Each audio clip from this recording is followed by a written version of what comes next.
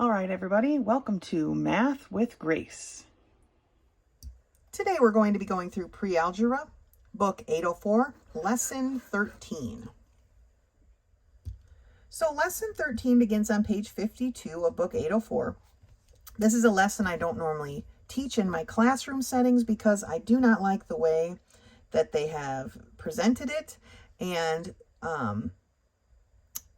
honestly, if I were to teach it, it would be in a very different way, in a way that varies much more different than is set up here, to the point where everything here is of no use. But I've been asked to go over this lesson, so I'm going to go ahead and do that. This is counting change from a cash register display. So I'm assuming it's just telling you that you owe back whatever, this amount, right? The customer owes, or you owe in change $2.67. Okay, so the way this book explains it is that they want you to start with the largest bill or coin that you can work down to the smallest. So you're going to start with the largest. So in this example here, that you owe change to their customer of $2.67, right? The reason that they write a 1 and a 2 here is because they want you to count it back that way. Here is $2, okay? 67 cents tells us that we need 2 quarters. So here is 25 cents, 50 cents. 1 dime gets us to 60 cents. 1 nickel gets us to 65 cents. And then 2 pennies is 66, 67 cents, right? We started large and work our way down. That is why these numbers here appear this way. And again, it's fairly confusing. I don't know of any cash register worker or cashier that is literally going to count out each coin as they hand them back. I feel like a customer would be kind of annoyed by that, honestly. But that's what these numbers represent. That's how they're telling you to count back this change. So like I said, if I were to teach it, it would be a completely different way. But to stay consistent with the book, because I've been asked to go over this, I am going to stay consistent with the book. So looking at $4.82 change, right? We are counting $1, $2, $3, $4. The 3 quarters that we need get us to 75 cents is 25, 50, 75. A nickel makes this 80, and then 2 pennies is 81 and 82 cents. Okay? Counting aloud. That's what they're determining this based on. So let's fill out the chart here on the top of page 53. For number 1, our change due is $3.44. So we are counting back $1, $2, $3. Okay. 44 cents tells me I definitely need 1 quarter, which is worth 25 cents. Okay, so now we're at $3.25 we've returned. But 25 cents is not enough. So I need a dime, gets me to 35 cents. A nickel gets me to 40 cents. And then 41, 42, 43, 44 gets me up to my 4 pennies, which gives me $3.44 in change. Okay, like I said, I'm not a super fan of how they set this up, but this is how this book teaches it. So this is what we're going through, okay?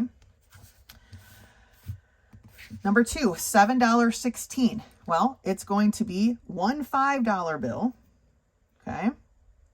And then 2 $1 bills. So now I'm at $7, okay? Maybe there should be like a thicker line right here.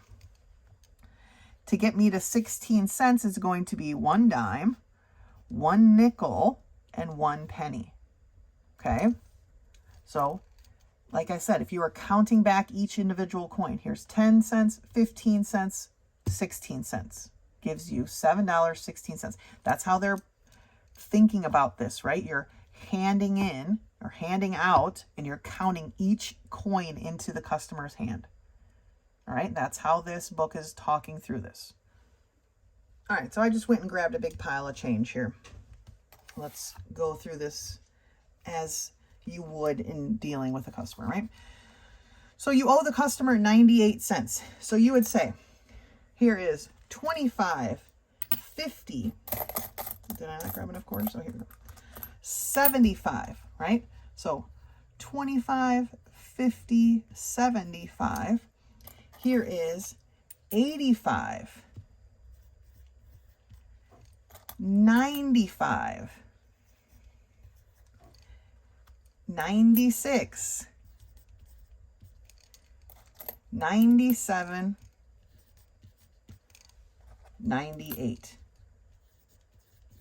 Okay, that is how this book is writing this out. I don't know that that's practical in a like cashier setting. Okay, I'm just being honest.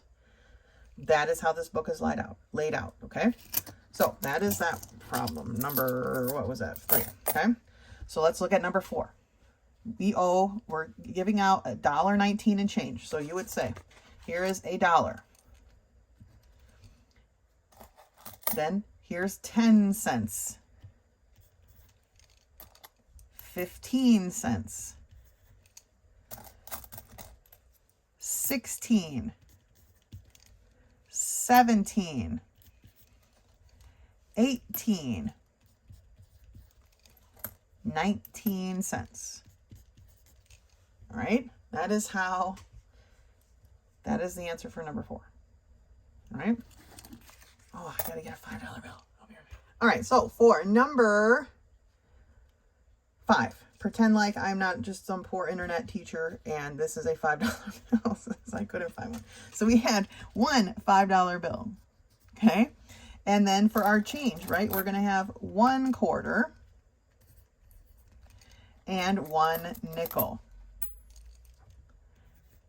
So here is your $5, 25, 30 cents. $5.30 total. Okay. All right, last one. For number 6, we have 81 cents that we need to turn back. So here is a quarter. 2 quarters is 50 cents. 3 quarters is 75 cents. A nickel makes 80 cents. And a penny makes 81. That's how you would count back that change from this lesson in this book. Okay? Like I said, don't know that that's technically practical, but that is how you would do it. Okay? That's how the book is set up. I hope that helps. Let me know if you need any further instruction. Thank you. Till next time.